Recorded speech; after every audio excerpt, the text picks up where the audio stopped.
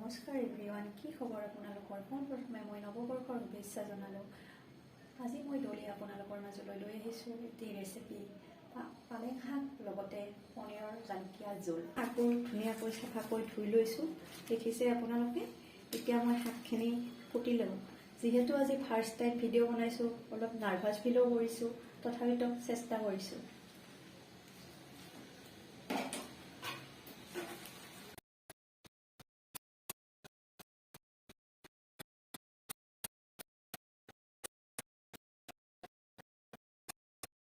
পিঁয়াজ এটা কুটি লওঁ সৰু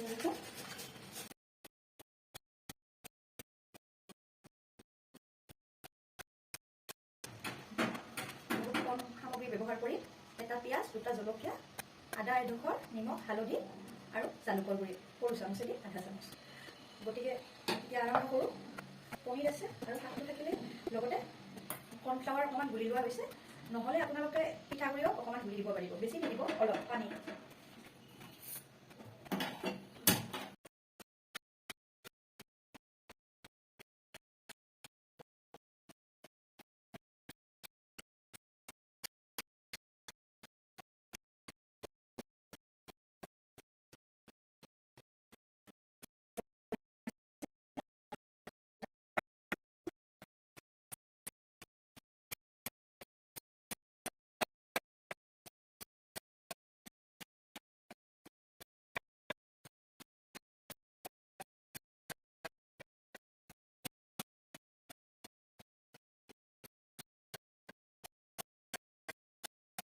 এতিয়া ঢাকনিখন গুচাই দিম।